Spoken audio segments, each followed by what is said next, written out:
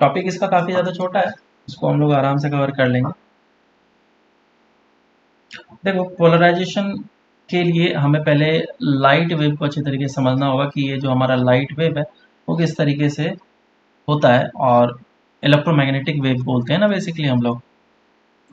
तो कोई भी अगर हमारे पास एक इलेक्ट्रोमैग्नेटिक वेव दिया जाता है, उसके पास इलेक्ट्रिक फील्ड होता है, मैग्नेटिक फील्ड होता है, और वो आगे की डायरेक्शन में प्रोपोगेट करते रहता है। Time varying electric field and magnetic, वो कुछ ऐसा हो।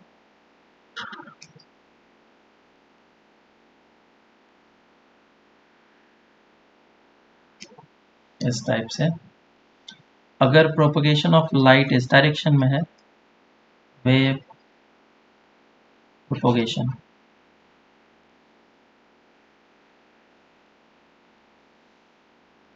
तो जो इलेक्ट्रिक फील्ड है वो इस डायरेक्शन में होगा, और उसके परपेंडिकुलर डायरेक्शन में ही मैग्नेटिक फील्ड होगा। और मैग्नेटिक फील्ड का यही डायरेक्शन हो सकता है, this is the positive direction of electric field and the magnetic field. Negative direction में नहीं लेना है, हालांकि इसकी इंटेंसिटी उस हिसाब से चेंज होती जाएगी, एम्पलीट्यूड चेंज होती रहेगी, लेकिन ये हमारा पॉजिटिव डायरेक्शन है। तो इसका मतलब ये अंडरस्टूड है कि अगर वेव का प्रोपोगेशन इस डायरेक्शन में हो रहा है तो जो इलेक्ट्रिक फील्ड होगा वो इस डायरेक्शन में हो सकता है, हाँ या ना? बोलो, एक्स डायरेक्शन में अगर वेव प्रोपोगेट कर रहा है तो वाई डायरेक्शन में इलेक्ट्रिक फील्ड होगा, और उसके एक परपेंडिकुलर डायरेक्शन में मैग्नेटिक फील्ड हो जाएगा। तो हम लोग जनरली क्या करते हैं, मैग्नेटिक फील्ड के डायरेक्शन को डिनोट नहीं करते या फिर ड्रॉ नहीं करते हैं, हम लोग सिर्फ और सिर्फ इलेक्ट्रिक फील्ड के डायरेक्शन को ड्रॉ करते हैं, ये जिस तरीके से हमने दिया है। लेकिन असल में लाइट रेज जो होते हैं हमारे पास, तो ये तो हमने क्या कर दिया, ऐसा ड्रॉ कर दिया, this is the direction of electric field and this is the direction of the wave propagation.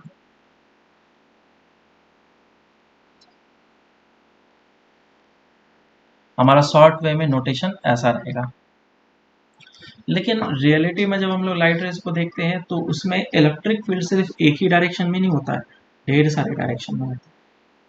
तो यहाँ पे जो इलेक्ट्रिक फील्ड होते हैं वो इस लोकेशन में भी, मतलब इस डायरेक्शन में भी होता है, इस डायरेक्शन में भी होता है, इस डायरेक्शन में भी होता है, और जितने सारे तुम पॉसिबल डायरेक्शन सोच सकते हो उन सभी डायरेक्शन में।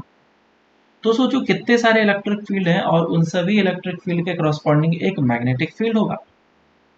तो इस तरह के लाइट को हम लोग अनपोलराइज्ड लाइट बोलते हैं। क्या बोलते हैं? Unpolarised light.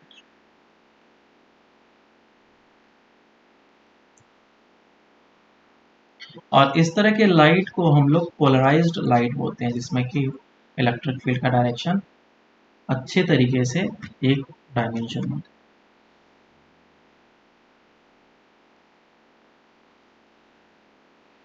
जनरली तो अनपोलराइज्ड ही रहेगा ना हाँ, लाइट? जनरली हमारे पास जो भी लाइट मिलते हैं वो क्या रहते हैं, अनपोलराइज्ड लाइट। बराबर। अब हमें चाहिए पोलराइज्ड लाइट। तो इसके फायदे क्या हैं, ये मतलब कि कैसे हम लोग फील कर सकते हैं। देखो, ये जितने भी सारे एलईडीज वगैरह तुम लोग देखते हो ना, टीवी वगैरह देखते हैं हम लोग, या फिर तुम्हारे लैपटॉप के स्क्रीन जो है, और या फिर सबसे बढ़िया एग्जांपल लें तो पहले पुराने ज़माने पे एक घड़ी आती थी, वॉच, है ना? इस टाइप का वॉच था जिसमें डिजिट्स लिखे हुए आते थे, डिजिटल, और इस टाइप का लिखा हुआ आता था। याद है क्या? तो बना भी नहीं पा रहा।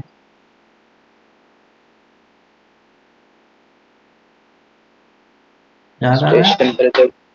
हाँ, उस टाइप के हाँ यस सर। है ना?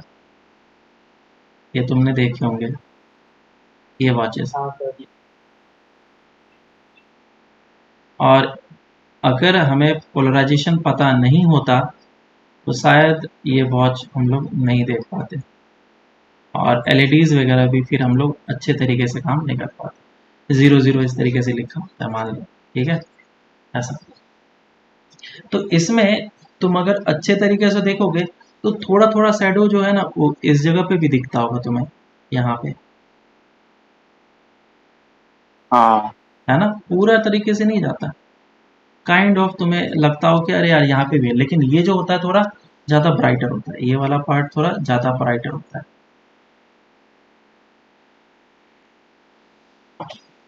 तो हो क्या रहा है इसमें, इसमें मैकेनिज्म ये होता है कि इस तरफ से लाइट आ रहे हैं, है ना। मैं एक तरफ तुम लोग को सिंपल सा प्रोसेस समझाता हूँ। एलईडी वगैरह का तो बहुत ज़्यादा डेप्थ में हो जाएगा, एक सिंपल प्रोसेस समझा रहा हूँ। प्रोसेस ये है कि मैं पूरे लाइट को इस पे फॉल करा रहा हूँ, पूरा लाइट फॉल कर रहा है, और इस जगह पे कार्डबोर्ड है ना। एक जनरल तरीका समझाने का मैं ले रहा हूँ। कार्डबोर्ड में इस तरीके से लिखा हुआ है, इतने सारे प्लेट्स हैं जिससे लाइट पास कर सकते हैं, इतने सारे प्लेट्स हैं,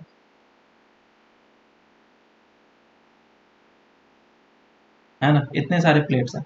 तो बहुत सारे प्लेट्स हैं और सभी से लाइट पास कर जाएंगे। और ऐसा नहीं कि लाइट को मैंने इस जगह से स्विच ऑफ कर दिया, नहीं, लाइट्स कंटिन्यूसली फॉल होते रहेंगे। और अगर तुम कुछ ना करो तो मुझे यहाँ पे जो इमेज मिलेगा उन सभी लाइट के इंटेंसिटीज के कारण से हर एक जगह पे लाइट फॉल होता हुआ मिलेगा, और ये मुझे कुछ इस टाइप का इमेज बनेगा। लेकिन अगर ये पूरा का पूरा फॉल हो गया तो हमें 4 कैसे पता चलेगा कि 4 है या 5 है 6 है। तो उसके लिए हम लोग क्या करते हैं, इतने से पार्ट को कट आउट करते हैं, इतना सा पार्ट कट आउट करते हैं। मतलब कि हमें क्या चाहिए, इतने से रीजन से लाइट नहीं आने देना है, सिर्फ ऊपर वाले पार्ट से लाइट आ जाए और उन दोनों पार्ट से लाइट इसी जगह पे ब्लॉक हो जाए, इसी जगह पे ब्लॉक हो जाए लाइट। तो यहाँ पे पोलराइजेशन का काम आता है। हम लोग क्या करते हैं, लाइट को इसके ऊपर पोलराइज्ड लाइट को फॉल कराते हैं जिसकी इलेक्ट्रिक फील्ड का डायरेक्शन ऑलवेज ऐसा होता है, और फिर हम लोग यूज करते हैं पोलराइड। पोलराइड क्या होता है, पोलराइजर क्या होता है, उसको हम लोग थोड़ा आगे समझेंगे। वो क्या करता है, एक पर्टिकुलर डायरेक्शन वाले लाइट को ब्लॉक कर देता है, वो जाने नहीं देता है ना।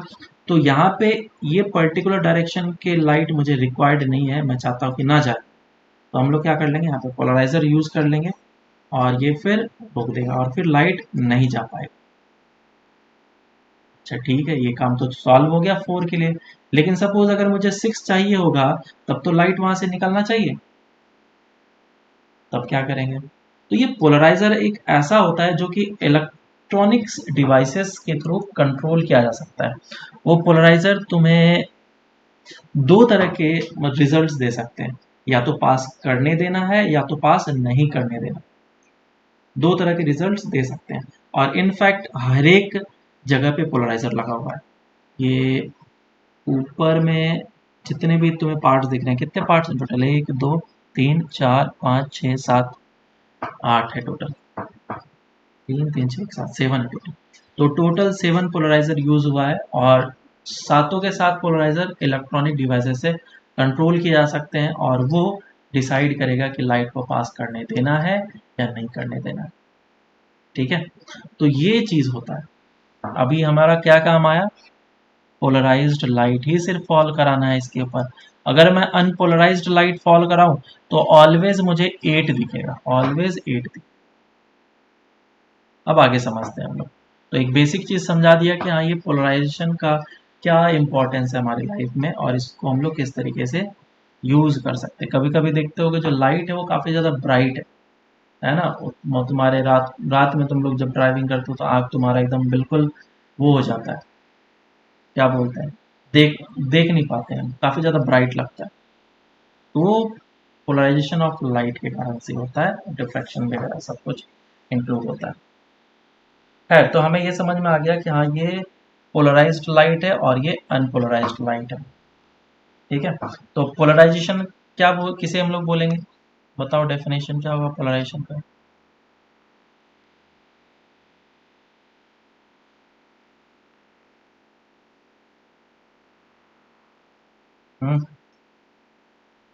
The phenomena of restricting the vibration of light, electric field या फिर magnetic field in a particular direction, केवल सिर्फ एक डायरेक्शन में होना चाहिए, है ना। मैं लिखता हूँ यहाँ पे the phenomena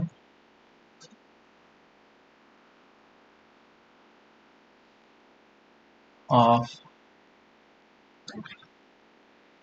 restricting the vibration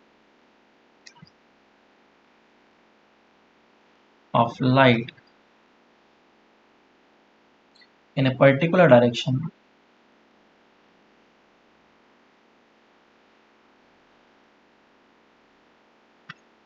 in a particular direction perpendicular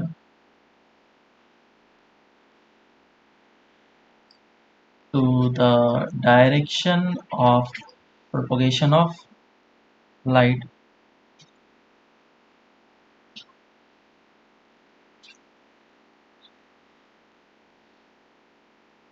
is called polarization of light। देखो पोलराइजेशन में जेड भी कभी कभी यूज किया होता है, एस भी यूज करते हैं, तो मैं देख लेना किसी जगह पे एस यूज होता है तो एस ले लेना। तो ये हमारा पोलराइजेशन। अब इसमें दो तरह के होते हैं, एक plane polarised light, linearly polarised light ऐसा बोला जाता है। तो प्लेन कौन सा होगा, मान लो कि हमारे पास लाइट है जो कि इस डायरेक्शन में प्रोपोगेट कर सकता है और कर रहा है, और उसका जो इलेक्ट्रिक फील्ड है वो इस डायरेक्शन में अरेंज्ड है, एक ही डायरेक्शन में।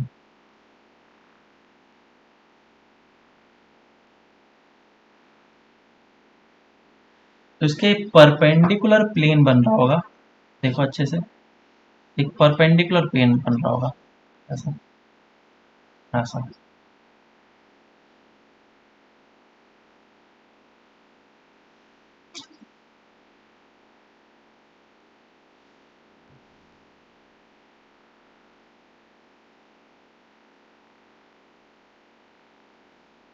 एक परपेंडिकुलर प्लेन बन रहा है, ये जो प्लेन है ये कहलाता है plane of polarisation. This is plane of polarisation.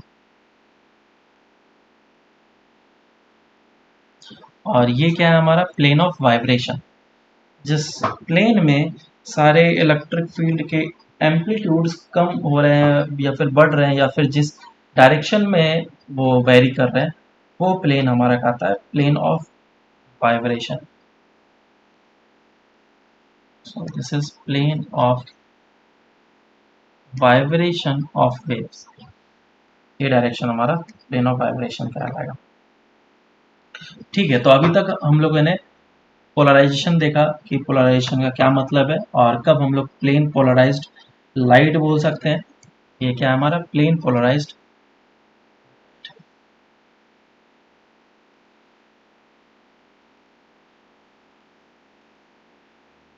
तो अब करना कैसे, तो एक डिफरेंट तरह के क्रिस्टल्स आते हैं जिसके थ्रू अगर लाइट को पास कराएं तो वो क्रिस्टल से जब लाइट पास करके बाहर निकलता है तो हमारा प्लेन पोलराइज्ड लाइट मिल जाता है।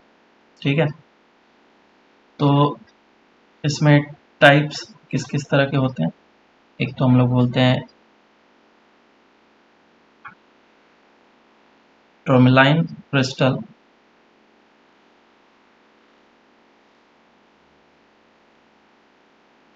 दूसरा निकल प्रिज्म,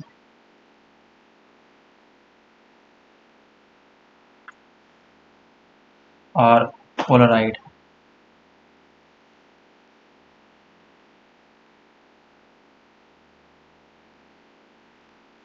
इन तीनों के हेल्प से हम लोग किसी भी अनपोलराइज्ड लाइट को पोलराइज्ड लाइट में कन्वर्ट कर सकते हैं। ways to convert unpolarized light into polarized light, इसमें कन्वर्ट कराया जा सकता है। अब किस किस तरीके से करते थे, वो टर्मलाइन क्रिस्टल क्या होता है, जब लाइट को पास कराया जाता है इस क्रिस्टल से। तो जो एक्सिस होता है इसमें एक ऑप्टिकल एक्सिस नाम करके डिफाइन किया जाता है। मैं देखो एक पहले डायग्राम बनाता हूँ। मान लो कि हमारे पास एक क्रिस्टल है।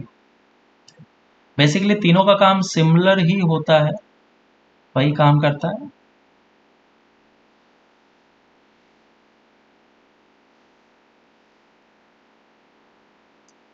तो एक होता है हमारा ऑप्टिकल एक्सिस। इसमें मान लो कि तुम्हारे पास एक लाइट है जो कि इसके ऊपर फॉल कर रहा है, और जो लाइट सोर्स है वो अनपोलराइज्ड लाइट है। इसमें ढेर सारे फील्ड्स के डायरेक्शन होंगे, अनपोलराइज्ड लाइट।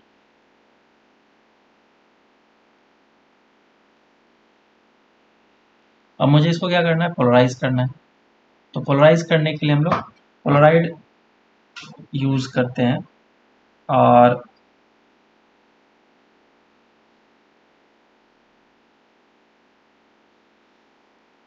इसमें होता है एक ऑप्टिकल एक्सिस, और ये ऑप्टिकल एक्सिस के थ्रू बस पास करने देता है और बाकी के थ्रू पास नहीं करने देता है। तो इससे जो लाइट रेज बाहर निकलेंगे उसमें सिर्फ एक ही डायरेक्शन होगा। लेट से ये है, तो इससे जो बाहर निकलेंगे वो सिर्फ इसी डायरेक्शन के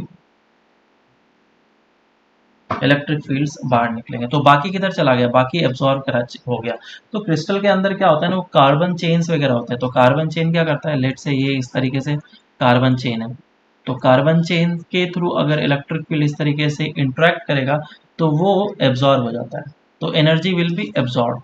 तो इसका मतलब ये है कि अगर इधर से तुमने इंटेंसिटी आई नॉट दिया है तो आधे एनर्जी तो एब्जॉर्ब हो जाएंगे, तो बचेंगे कितने, इंटेंसिटी अब आधे हो जाएंगे।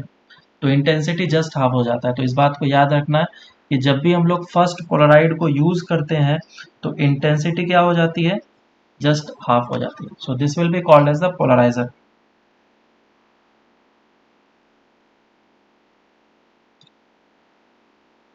इसे हम लोग पोलराइजर बोलेंगे।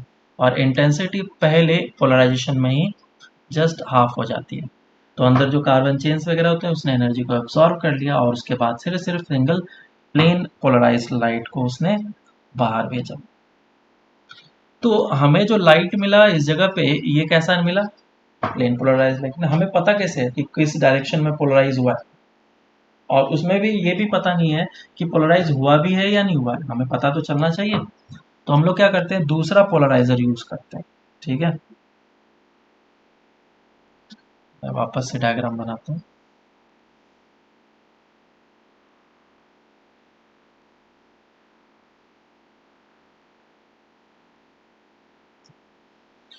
जो हमारा लाइट वेव होता है वो कैसा होता है, ट्रांसवर्स होता है। मतलब कि जिस डायरेक्शन में प्रोपोगेशन हो रहा है लाइट का, उसके परपेंडिकुलर डायरेक्शन में इलेक्ट्रिक फील्ड्स के एम्पलीट्यूड्स होंगे या फिर वाइब्रेशन होगा। और लॉन्गिट्यूडनल में क्या होता है, जैसे साउंड वेव लॉन्गिट्यूडनल वेव है, तो जिस डायरेक्शन में प्रोपोगेशन हो रहा है उसी डायरेक्शन में ही पार्टिकल का वाइब्रेशन होगा। तो ये रहा हमारा एक्सेस, और इस तरीके से जो लाइट बाहर निकले वो क्या निकला है, प्लेन पोलराइज्ड लाइट बाहर निकल गया। अब मुझे क्या करना है, टेस्ट करना है कि हाँ ये जो लाइट बाहर निकला है ये प्लेन पोलराइज्ड लाइट है या नहीं। तो हम लोग क्या करेंगे, वापस से एक पोलराइजर यूज करेंगे। बेसिकली इसका काम क्या होगा, इस बात को चेक करना कि हाँ उसी डायरेक्शन में पोलराइज्ड लाइट मिला है या नहीं मिला। तो अगर इसका भी एक्सिस कुछ इस टाइप से ही होगा तो जो लाइट पास करेंगे वो भी लाइट का एक्सिस इतना ही होगा, और सारे के सारे लाइट पास कर जाएंगे।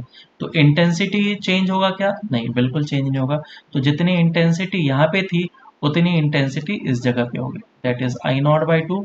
तो यहाँ पे भी आई नॉट बाय टू होगा। तो इधर कितना था इंटेंसिटी, आई नॉट था। तो अब हम लोग चेक करना चाहते हैं कि ये किस डायरेक्शन में पोलराइज हुआ है ना। तो हम लोग क्या करेंगे, इस पोलराइजर को रोटेट करेंगे। सो दिस इज पोलराइजर,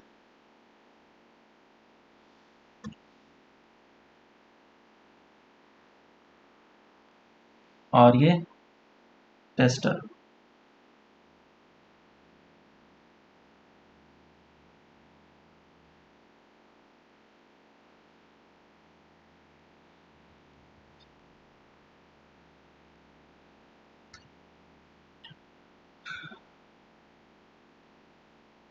ठीक है।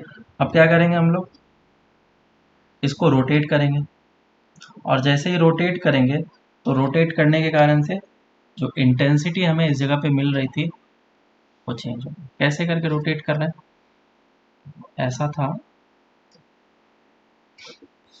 उसको रोटेट करके मैंने ऐसा कर दिया।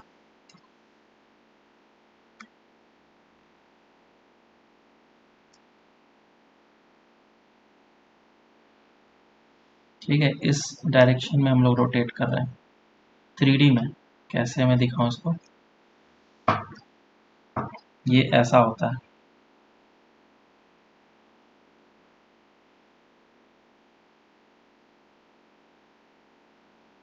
इस तरीके से रखा है मैंने इसको अभी, ऐसा होगा। अब इसको हम लोग रोटेट करेंगे इस एक्सिस के अबाउट, ये एक्सिस के अबाउट रोटेट किया हमने। तो जब रोटेट करेंगे तो ये थोड़ा सा ऐसे टिल्ट हो जाएगा, और टिल्ट होने के कारण से अब एक्सिस से वो कुछ एंगल बना रहा होगा। सो this will be the angle, है ना, थीटा एंगल बनाया। और ये अगर तुमने इतने थीटा से रोटेट कर दिया और ये एंगल बना रहा है, तो लाइट तो अभी भी उसी तरीके से आ रहा है ना। लाइट तो हमारा कैसा आ रहा है, इस तरीके से। तो कितना इंटेंसिटी वो पास करने देगा, कितना इंटेंसिटी पास करने देगा, उसके लिए हम लोग निकालते हैं कि अगर इस डायरेक्शन में उसकी एम्पलीट्यूड था ए, इस डायरेक्शन में एम्पलीट्यूड था ए, तो थीटा एंगल में कितना एम्पलीट्यूड हो जाएगा, उसका कंपोनेंट लेना पड़ेगा मुझे। इधर से मैंने एक परपेंडिकुलर ड्रॉप किया, तो इस डायरेक्शन में कंपोनेंट कितना आएगा वो हम लोग निकाल सकते हैं। This component will be equals to A cos theta. और हमें पता है कि इंटेंसिटी जो होता है वो क्या होता है, directly proportional to the amplitude का स्क्वायर होता है। So the intensity will be equals to, यहाँ पे जो भी इंटेंसिटी था, लेट से दिस इंटेंसिटी वाज, क्या मान लो, आई नॉट मान लेता हूँ, इस जगह पे आई नॉट इंटेंसिटी था। तो अब यहाँ पे इंटेंसिटी मिल रहा है मुझे आई, तो वो इंटेंसिटी कितनी हो जाएगी, I naught into cos square theta.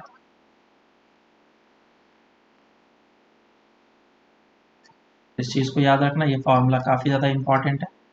Date intensity जो हो जाएगा वो I naught into cos square theta के बराबर हो जाएगा। अब सोचो तुमने रोटेट करके 90 डिग्री कर दिया, है ना, लाइट इस तरीके से आ रहे थे, ये रोटेशन तुमने थीटा के लिए, थीटा अगर तुमने 90 डिग्री कर दिया तो लाइट कुछ इस तरीके से आ रहा है, लेकिन तुम्हारा एक्सिस अब ऐसा है, तो लाइट को पास होने ही नहीं देगा, सारा का सारा कार्बन चेन क्या कर लेगा, उसको एब्जॉर्ब कर लेगा, है ना। इस तरीके से तुमने क्रिस्टल कर दिया, तो यहाँ पे इंटेंसिटी कितनी मिलेगी, सारी की सारी इंटेंसिटी एब्जॉर्ब हो जाएगा और वो हो जाएगा जीरो। तो इस तरीके से हमें पता चला कि मैं किस तरीके से इंटेंसिटी को जीरो कर सकता हूँ। कैसे जीरो कर सकता हूँ, पोलराइड को यूज करके। अगर पोलराइड को मैं रोटेट कर दूं, तो जैसा कि हम लोग एग्जांपल ऊपर देख रहे थे, यहाँ पे ये वाला, हाँ ये जो देख रहे थे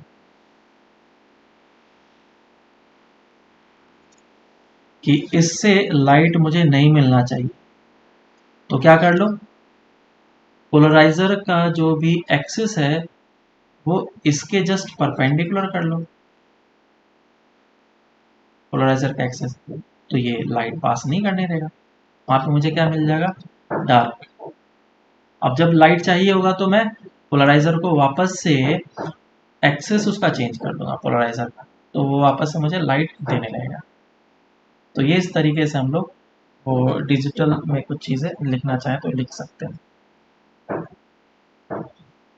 अब देखते हैं किस मेथड से हम लोग किसी भी लाइट को पोलराइज कर सकते हैं। ऊपर तो हम लोगों ने एक मेथड देख ही लिया, एक और मेथड है, that is Brewster's law, polarisation by reflection.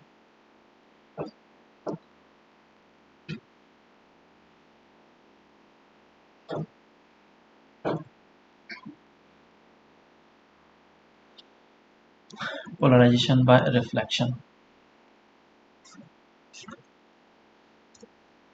तो पोलराइजेशन बाय रिफ्लेक्शन में क्या होगा कि ऐसा देखा गया, एक्सपेरिमेंट था। एक्सपेरिमेंट में क्या किया गया, कोई भी लाइट को जब हम लोग फॉल कराते हैं तो उसके दो टुकड़े होते हैं। मैंने बार बार ये बात को बताया कि कोई भी अगर इंसिडेंट लाइट को फॉल कराया गया तो उसके दो टुकड़े, एक टुकड़ा क्या हो जाता है, रिफ्लेक्ट कर जाता है, और एक टुकड़ा क्या कर जाता है, रिफ्रैक्शन एंड रिफ्लेक्शन, दो चीज हो जाते हैं ना। तो वही एक टुकड़ा रिफ्लेक्ट और एक रिफ्लेक्ट कर गया। तो मीडियम चेंज किया है मैंने यहाँ पे, ये ऊपर एक मीडियम 1 है और ये मीडियम 2, मीडियम 1 एंड मीडियम 2। मान लेते हैं कैसा भी मीडियम है, और ये रिफ्लेक्ट किया एक पार्ट तो, और एक पार्ट रिफ्रैक्ट कर दिया। तो इसने इसको रिफ्लेक्ट कर दिया और इसे रिफ्रैक्ट कर दिया। तो देखा गया कि ये जो रिफ्लेक्टेड रे थे वो पोलराइज हो गए, और जो नीचे था रिफ्रैक्टेड रे वो भी पोलराइज हो गया, लेकिन पार्शियली पोलराइज हुआ। सो रिफ्रैक्टेड रे, ये क्या हो गया, पार्शियली पोलराइज्ड।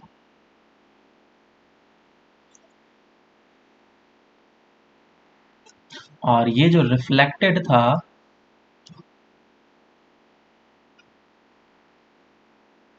वो फुल्ली पोलराइज्ड हो गया।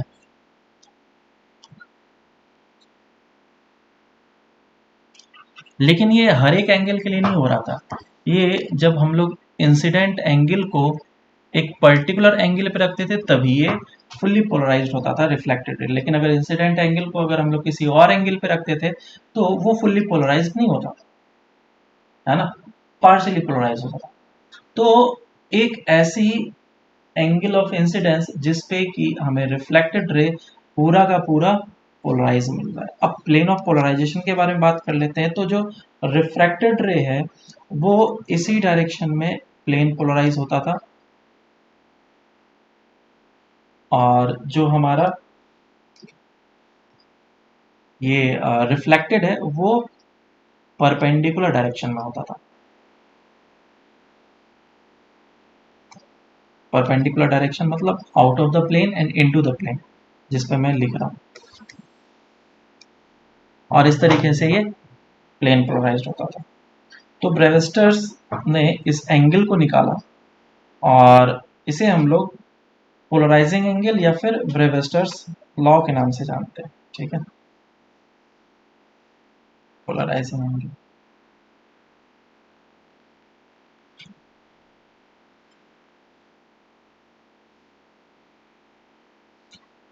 The angle of incidence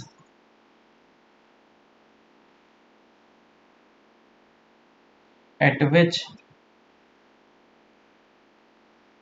reflected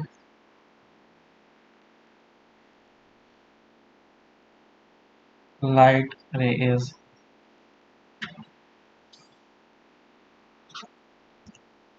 completely plane polarized.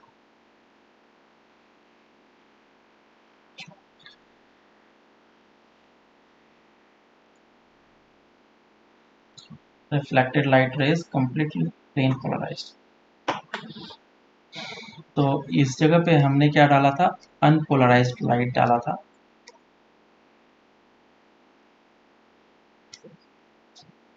लेकिन मुझे क्या मिला, पोलराइज्ड लाइट मिला। तो ब्रेविस्टर्स law,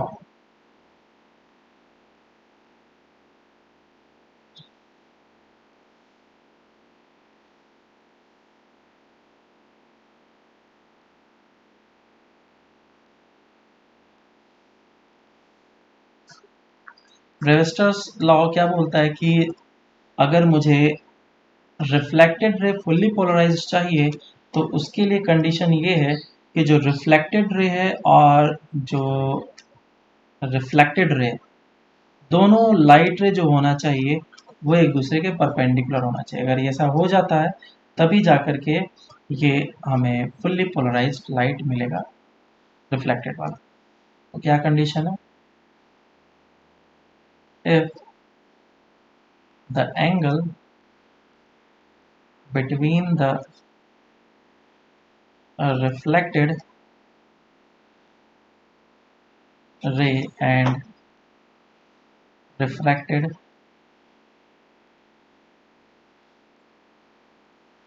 ray is 90 degree, then the refracted light ray will be fully polarized.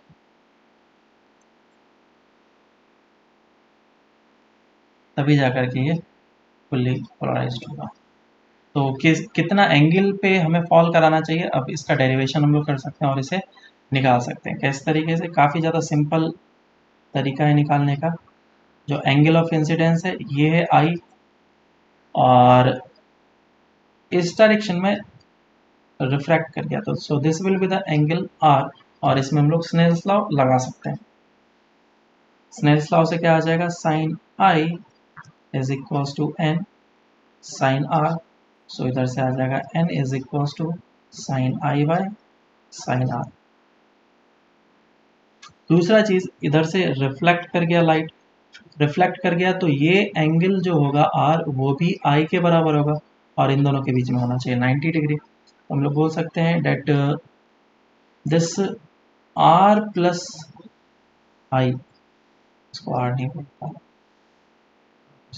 Are plus of I should be equals to 90 degree. अगर ऐसा है तो आर का वैल्यू उठा करके पुट कर लो, which is 90 minus of I. यहाँ पे मैंने पुट कर लिया sine I divide by sine R, R का वैल्यू कितना है? 90 माइनस ऑफ आई, तो ये कितना आ जाएगा? Sine I upon cos I which is N, और एन का वैल्यू कितना हो जाएगा? टेन आई, है ना?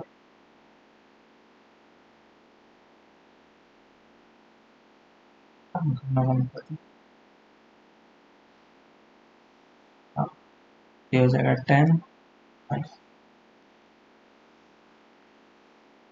तो ये है हमारा ब्रेवेस्टर्स लॉ, और उससे निकाला गया angle, that angle should be I is equals to 10 inverse refractive index of the medium.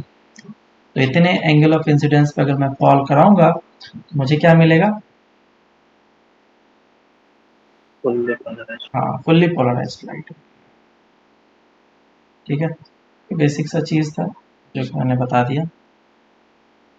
अब आगे चलते हैं, और क्या तरीका है मुझे अगर पोलराइज करना है। एक स्कैटरिंग मेथड होता है, अगर हम लोग स्कैटरिंग करें तो भी हो सकता है, जैसे कि लाइट रेज जो है वो टक्कर खाते हैं पार्टिकल से, है ना?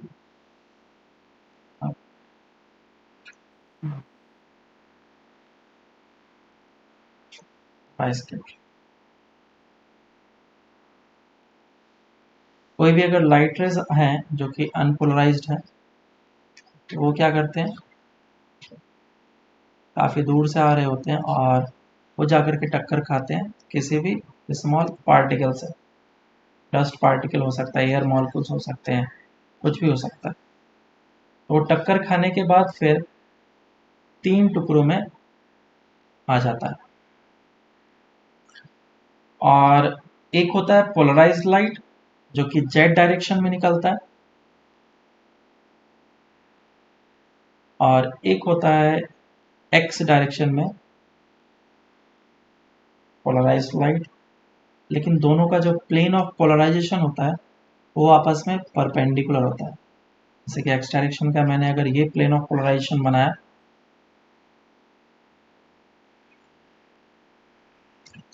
तो इसका जो होगा जस्ट परपेंडिकुलर डायरेक्शन में होगा,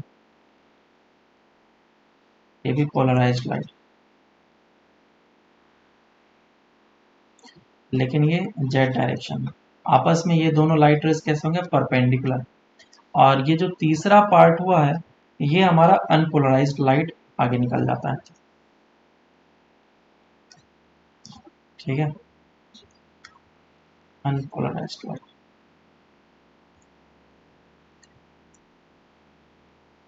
ये क्या हमारा dust particle.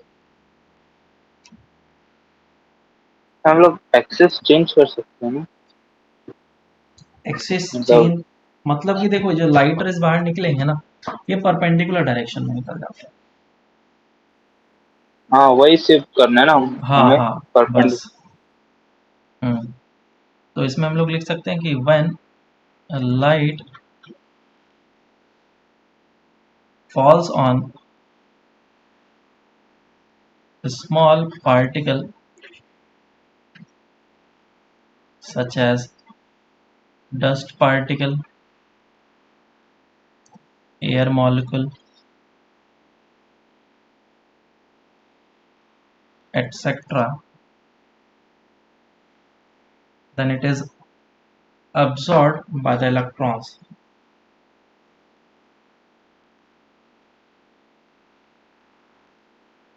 By the electrons and is re-emitted in all direction.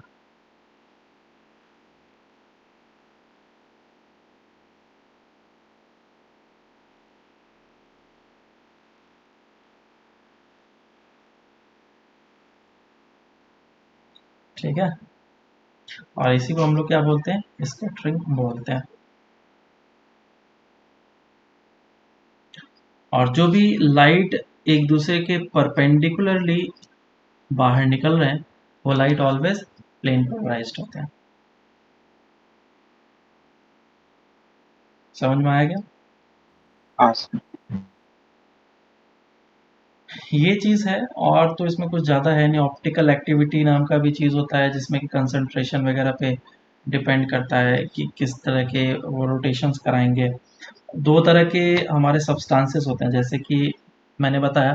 अभी मेथड ऑफ हम लोग क्या पढ़ रहे हैं, मेथड ऑफ पोलराइजेशन किस किस तरीके से कर सकते हैं। तो एक रिफ्लेक्शन हो गया, दूसरा क्या था हमारा, स्कैटरिंग हो गया, और फिर हम लोग किससे करते हैं, ऊपर एक और बताया था जिसमें कि हम लोग पोलराइड यूज करते हैं, है ना, या फिर डायक्रोरिज्म से हम लोग यूज कर सकते हैं।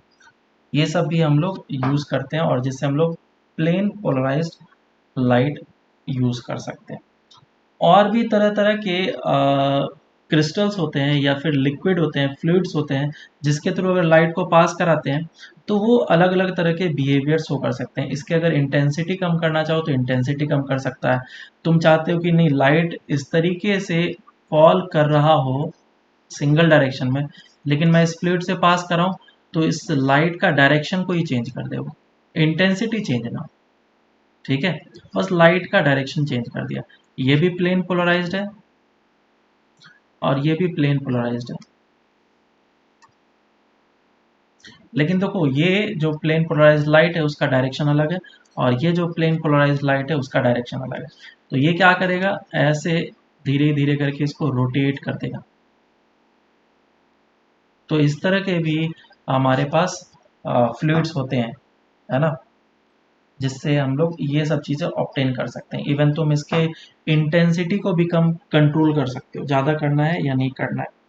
इवन इसके इलेक्ट्रिकल कंडक्टिविटी है, कुछ ऐसे पोलाइट्स होते हैं जिसमें तुम इलेक्ट्रिसिटी सप्लाई करोगे तो वो एक्टिव हो जाता है, और इलेक्ट्रिसिटी सप्लाई नहीं करोगे तो वो डीएक्टिवेट हो जाता है, बराबर।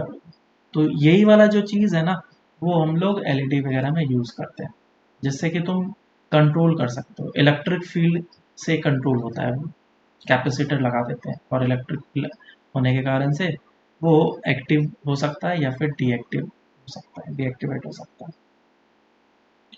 तो इस तरह की चीज़ होते हैं, बहुत सारे चीज़ हैं, अब उसको तो समझने की ज़रूरत नहीं है। जैसे कि नाम होता है एलसीडी। एलसीडी का क्या मतलब है, लिक्विड क्रिस्टल डिस्प्ले। तो अंदर क्या होते हैं, वो पोलराइजर वाले ही क्रिस्टल्स होते हैं लिक्विड फॉर्म में, जिससे कि लाइट पास कराता है और फिर वो डिस्प्ले हो पाता है। समझ में आ रहा है? तो ये चीज़ें जहाँ तक मेरा नॉलेज है, ये पूरा मैंने कंप्लीट कर दिया। अब इसमें ऐसा कुछ है नहीं करने के लिए। और ज़्यादा अगर डेप्थ में तुम पढ़ना चाहते हो तो इंडिविजुअल टॉपिक एक एक करके देख सकते हैं, लेकिन कोई मतलब है नहीं, क्वेश्चन इससे ज़्यादा आते नहीं। अभी देखो एक दो क्वेश्चन कर लेते हैं तो थोड़ा हमें समझ में आ जाएगा कि कैसे करना है चीज़ों को, ठीक है। तो हाँ क्वेश्चन है, light of wavelength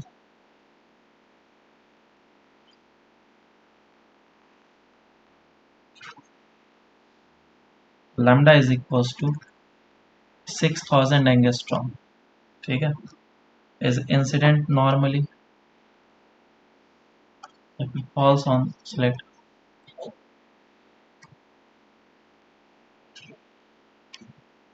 single slit of width 24 into 10 raised to power minus 5 centimeter, then find out the angular position of second maxima, second minima निकालो, second minima from central maxima. Solve करो इसका, basic question है ये, formula apply करना है। चलो solve करते हैं इसको। देखो कैसे करना पड़ेगा, वही चीज़ है, A sine theta is equals to N lambda लिखेंगे इसमें, क्योंकि मिनिमा मांगा है तो एन का वैल्यू कितना हो जाएगा 2 लेमडा बराबर, और लेमडा का वैल्यू कितना गिवन है हमें, lambda is equals to 6000 angstrom which is 10 raise to power minus 10 metre, और ए का वैल्यू दिया हुआ है 24 into 10 raise to power minus 5 into 10 raise to power minus 2 metre.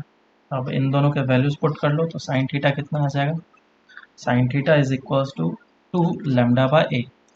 सो इसको सॉल्व करो तो थीटा आ जाएगा तुम्हारा 30 डिग्री। काफ़ी बेसिक सा क्वेश्चन है। नेक्स्ट क्वेश्चन करते हैं।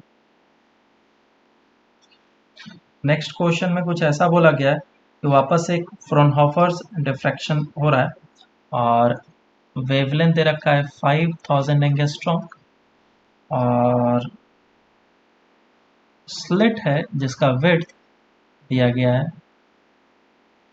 a is equals to 0.1 mm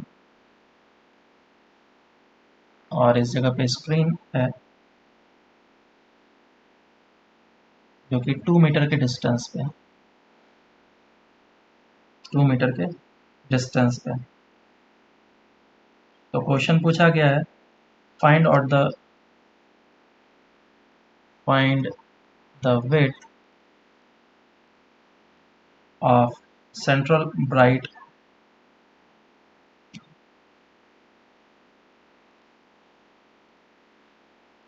fringe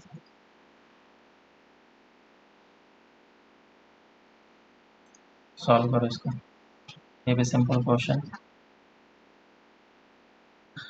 आया आंसर? क्या करते हैं हम लोग, हाँ देखो सेंट्रल ब्राइट फ्रिंज का अगर मुझे निकालना होता है तो ये वाला एंगल होगा और वो कितना होता है सर। 2 लेमडा बाय, है ना। तो बस वैल्यूज को पुट कर लो, 2 इंटू लेमडा का value 5000 into 10 raise to power minus 10 और ए का वैल्यू हो जाएगा 0.1 into 10 raise to power minus 3। और इसको सॉल्व करो, सॉल्व करने के बाद फिर आ जाएगा ये 0.36 के आसपास ना। हाँ सर। तो ये जो है तुम्हारा रेडियन में आंसर आना चाहिए।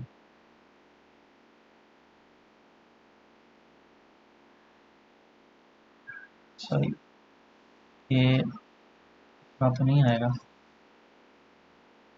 20 mm के आसपास में आएगा।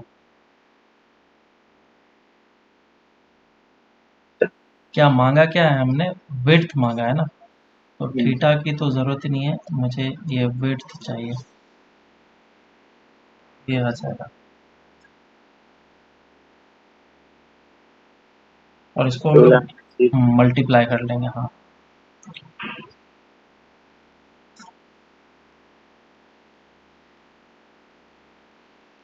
और सेम क्वेश्चन में अगर एंगुलर विड्थ पूछा होता तो एंगुलर विड्थ किस तरीके से निकाल लेते हैं, ये वाला फॉर्मूला हम लोग यूज कर लेते हैं, थीटा इज 2 लेमडा बाय ए से, ठीक है। नेक्स्ट क्वेश्चन करते हैं। क्वेश्चन ऐसा दिया गया है कि एक सिंगल स्लिट एक्सपेरिमेंट हो रहा था जिसमें कि फर्स्ट मिनिमा जो है, first minima for lambda 1 coincides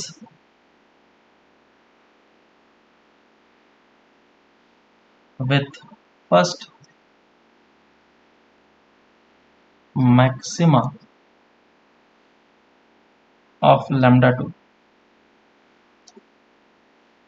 ठीक है, तो पूछा गया देन फाइंड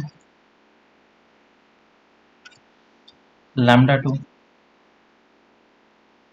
ठीक है, और गिवन है lambda 1 is equals to 660 nanometre. Solve करो इसको जल्दी से।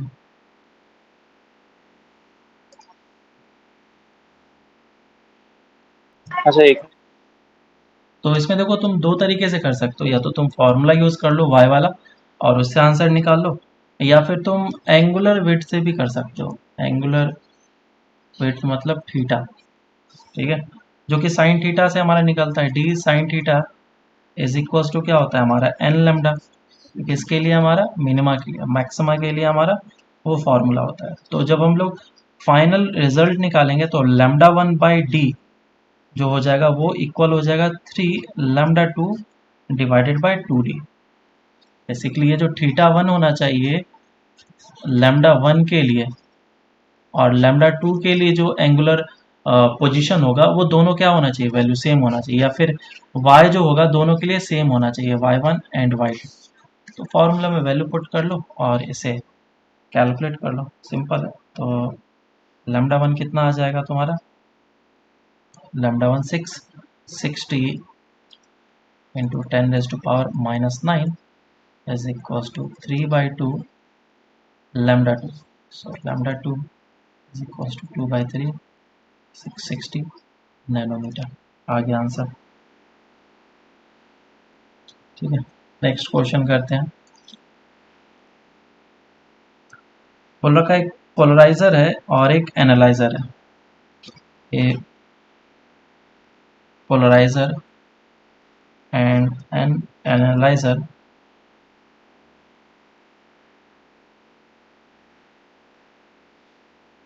are oriented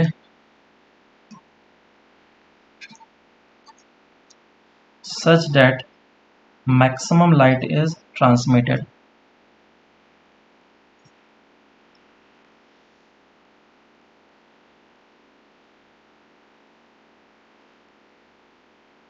Such that maximum light is transmitted, what will be the intensity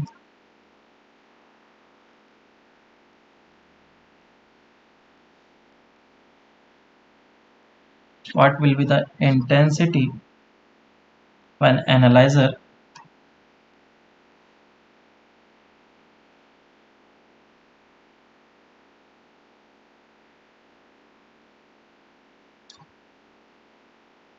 is rotated through 60 degree।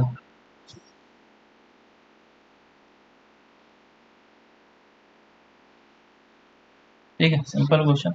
अगर मैं 60 डिग्री से रोटेट कर लूँ तो कितनी इंटेंसिटी अब मुझे मिलेगी। चलो करते हैं। तो क्वेश्चन काफ़ी आसान है। देखो एक पोलराइजर रखा गया जिससे क्या होगा, लाइट जो इंसिडेंट हो रहे होंगे, अनपोलराइज्ड लाइट पोलराइज कर रहा होगा, जो भी हो रहा होगा, लेकिन मैक्सिमम इंटेंसिटी मुझे मिल रही है। So this is polariser. और इस जगह पे जो रखा है वो है हमारा एनालाइजर, जिसको हम लोगों ने टेस्ट पोलराइड बोला था।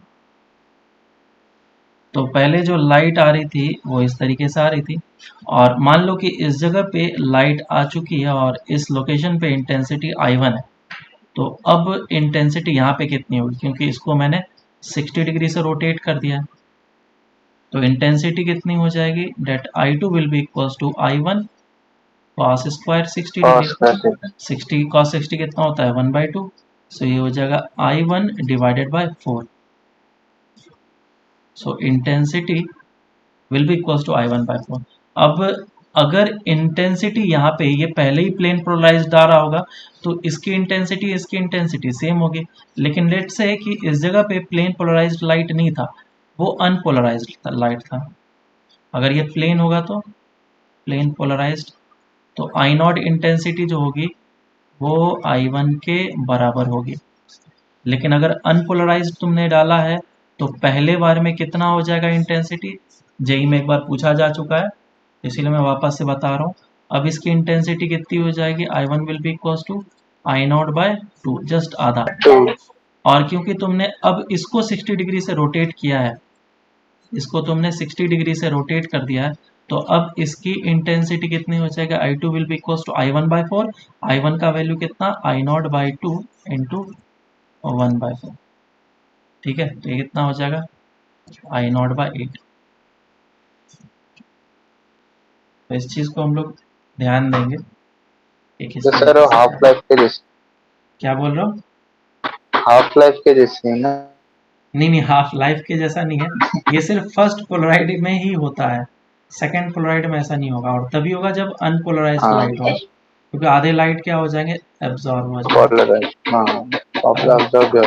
हाँ, एक लास्ट क्वेश्चन कर लेते हैं ब्रेविस्टर्स पे। क्वेश्चन ऐसा है कि किस एंगल पे फॉल कराना चाहिए लाइट को, इस एंगल पे लाइट को फॉल कराना चाहिए ताकि मुझे प्लेन पोलराइज्ड लाइट मिले। और रिफ्रैक्टिव इंडेक्स की मैंने, that is mu is equals to 1/3, 1.3 sorry, 1.3। Find I for reflected ray to be fully polarised. Solve करो, बहुत ही बेसिक क्वेश्चन। चलो सॉल्व करें अब। तो इसमें करना क्या है, ब्रेवेस्टर्स लॉ अप्लाई करना है। म्यू इज इक्वल्स टू क्या होता है, टेन थीटा या फिर टेन आई, हमें ये चीज़ देखना। तो म्यू कितना है इसमें, 1.3 है, विच इज 10i, और 1.3 कितना हो जाएगा, लगभग अगर हम लोग आई निकालेंगे तो 50 डिग्री आ जाएगा। समझ में आया। तो ये सिंपल सिंपल से क्वेश्चन थे, अब हम लोग का चैप्टर पूरा कंप्लीट हो चुका है।